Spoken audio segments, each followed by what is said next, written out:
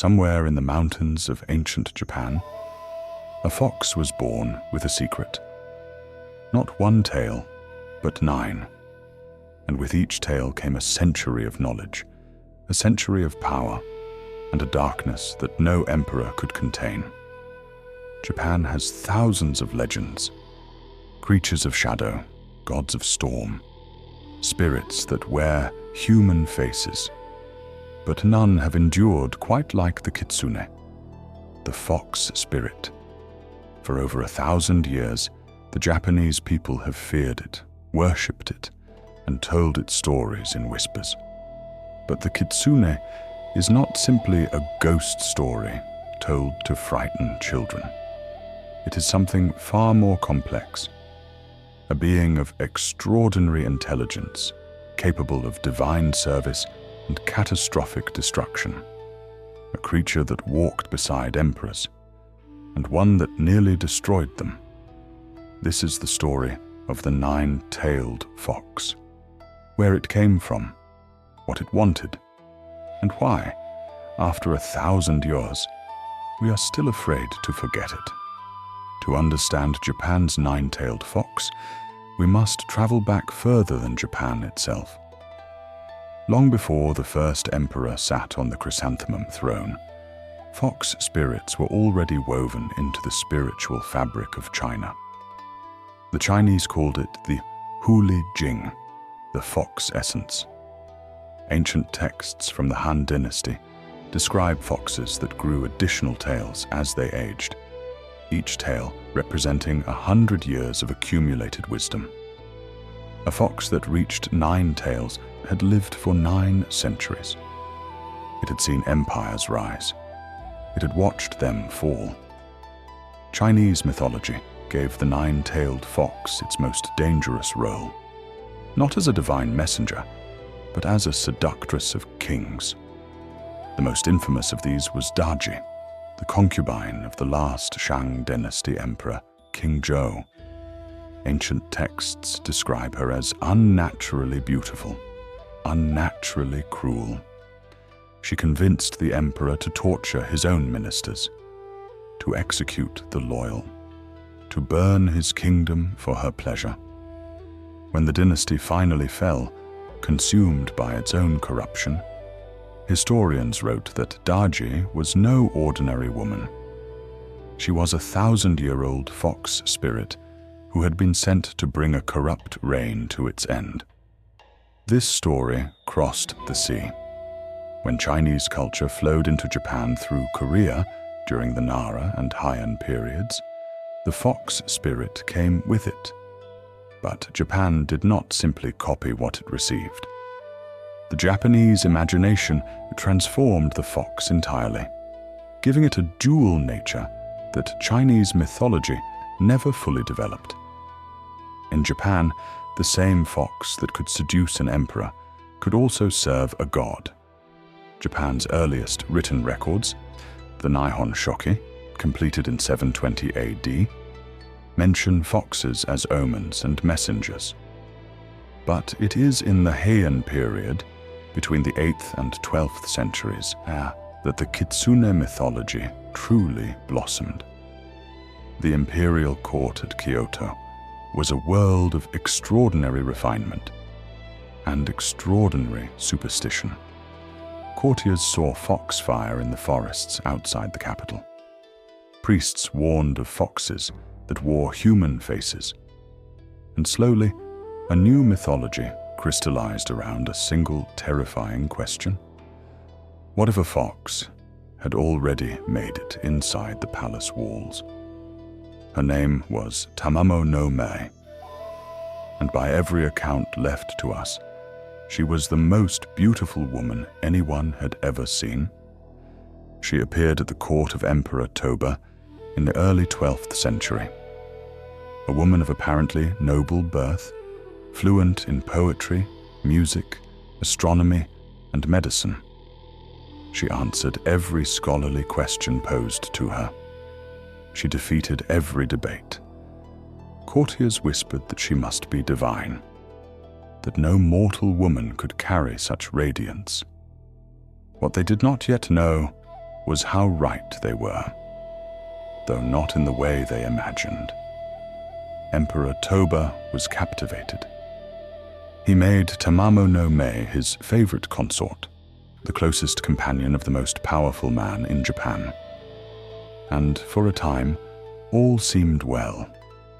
But then the emperor fell ill, a sickness that no physician could diagnose, that no medicine could touch. He wasted slowly, growing pale and weak, while Tamamo-no-Mae seemed to glow brighter with every passing month. The court grew frightened. Diviners were summoned. The diviner Abe no Yasuchika was the most respected spiritual authority in the realm. When he was brought before the emperor's court and performed his rituals, studying the stars, reading the patterns of fire and smoke, his conclusion shook the palace to its foundation. The emperor's illness was not natural. It was being drawn out of him, and the source was not a curse from outside the court. The source was inside. It was the woman who stood closest to the throne. Tamamo-no-Mae was not human. She was a fox of 9 tails, and she had been feeding on the emperor's life force since the day she arrived. Confronted, Tamamo-no-Mae did not deny what she was. Instead, she vanished. In a flash of golden light and foxfire, the most beautiful woman at the imperial court disappeared. In her place, for just a moment, something ancient and terrible looked back at the assembled court of Japan. And then it was gone. She fled northeast, to the wild plains of Nasu, in what is now Tochigi Prefecture. The emperor dispatched 2 of his greatest warriors to hunt her, the legendary archers Kazusa no Suke and Miura no Suke, commanding an army said to number 80,000 men. The hunt lasted weeks, across rivers, through mountains, into the deep wilderness that lay beyond the empire's comfortable borders, and always, just ahead of them, 9 tails disappearing into the tree line. Then came the dream. On the night before the final confrontation, the warrior Miura no Suke received a vision. A beautiful woman, Tamamo-no-Mae herself, appeared to him and spoke. She told him she knew she could not escape. She did not beg for mercy. Instead, she made a request. Kill me cleanly, and when it is done, remember that what you destroy is also what you feared, and what you feared, you could not help but desire. The next morning, the army surrounded the plain at Nasu. The 9-tailed fox stood in the open, not hiding, not fleeing. The archers drew, the arrows flew, and after 1,000 years of accumulated life, the most powerful fox spirit in Japanese history fell on the plains of Nasu. But death, it turned out, was not the end. The body of Tamamo-no-Mae did not simply decompose. It transformed. The corpse of the 9-tailed fox became a stone so saturated with the fox spirit's power and rage that it killed every living thing that touched it. Birds died flying over it. Travelers who rested near it did not wake. The Japanese gave it a name that required no explanation. Sessho-seki, the killing stone. It was placed on the volcanic plain of Nasu, where the earth itself already smelled of death, surrounded by sulfurous vents, in a landscape that seemed to exist outside ordinary life. For 800 years it sat there, waiting. The legend of Tamamo-no-Mae, however, exists within a much larger story, one that was never only about destruction. Because in Japan, the 9-tailed fox carries 2 natures simultaneously, and they cannot be separated. The same creature that laid low an emperor also serves the gods. At Fushimi Inari Taisha in Kyoto, Japan's most visited Shinto shrine, founded long before Tamamo-no-Mae ever walked the court, fox messengers stand guard at every gate. They carry keys, they carry jewels, they carry sheaves of rice. They are the servants of Inari, the god of prosperity, harvest, and industry. How can the same creature be both destroyer and divine servant? The answer lies at the heart of Japanese spiritual philosophy. In Shinto thought, power itself is neither good nor evil.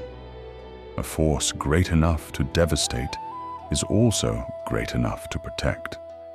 The Kitsune's intelligence, its ability to penetrate any disguise, to move between the human world and the spirit world, makes it the ideal messenger of the gods, precisely because nothing can deceive it. And yet that same penetrating intelligence, turned toward selfish ends, becomes the most dangerous thing imaginable. The 9 tails themselves carry specific meaning in Japanese tradition.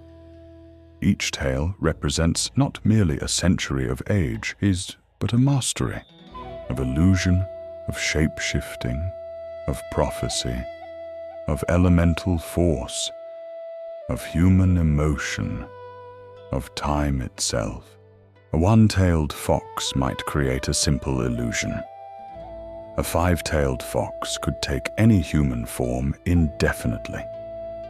A 9-tailed fox had mastered all of these arts, and beyond them had moved into something else entirely. Not simply supernatural. Something that had been alive long enough to understand the patterns of human history, and to use those patterns. The legend of the 9-tailed fox also traveled to Korea, where it became the gumiho, a creature that is nearly always malevolent, hunting human livers and hearts to sustain its unnaturally long life. The contrast with Japan is instructive. In Korea, the fox is what humans fear becoming. In China, it is a political warning. In Japan, it is something more uncomfortable than either. In Japan, the 9-tailed fox is what humans cannot help but revere, even knowing what it is. In 1385, a Buddhist monk named Geno traveled to the killing stone at Nasu. He had heard reports that the spirit within the stone was suffering, that Tamamo-no-Mae's spirit, trapped inside the rock, was not at peace.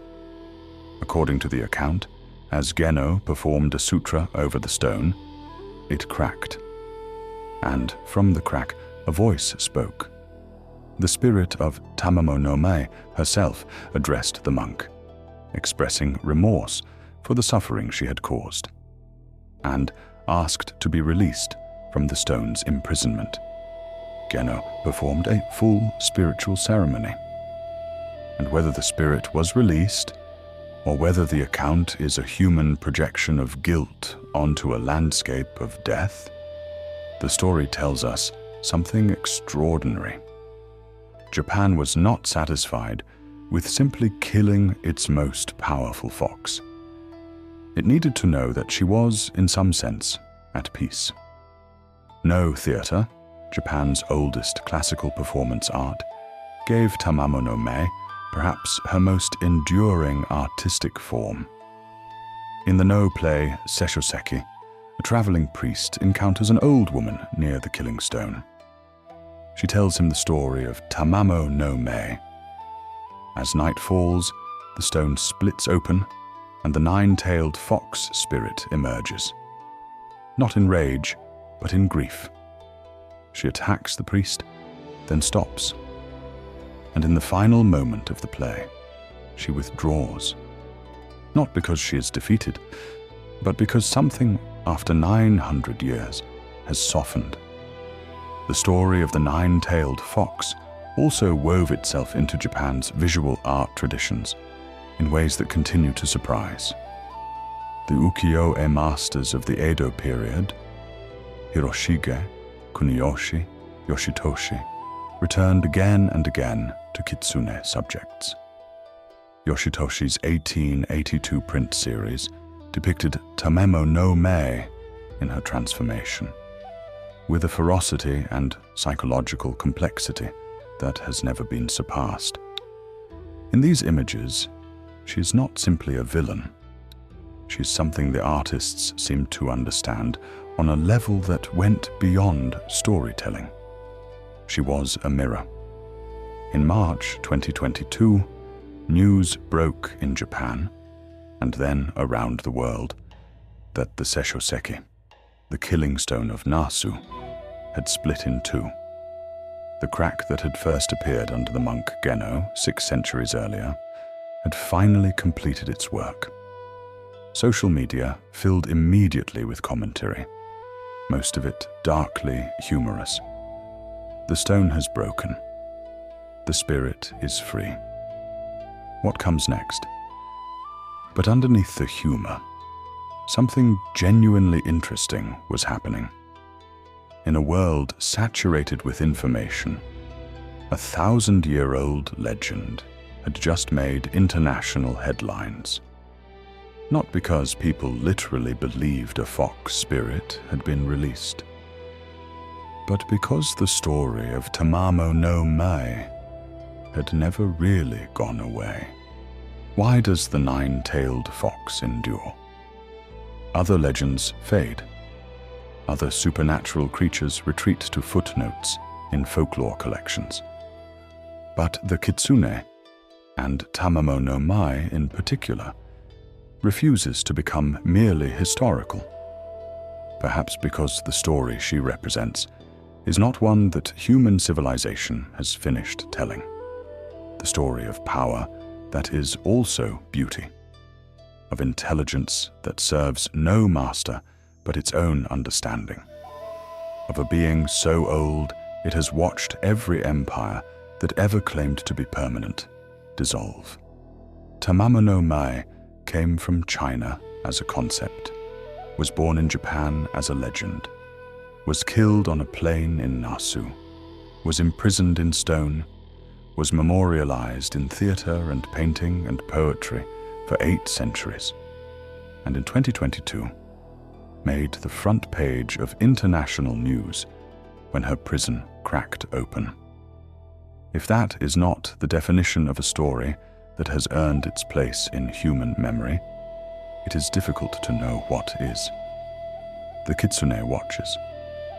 It has always watched, from the edge of the forest, from the step of the shrine, from behind the face that you cannot quite read in the crowd. Japan built 32,000 shrines to keep it close. It told its children its stories to keep them careful. And even now, in an age of satellites and screens, when the stone at Nasu cracked open, the world looked up from its devices, and for a moment was not entirely sure it was not afraid. The 9 tails of power. Japan's most feared fox spirit, and perhaps its most honest mirror.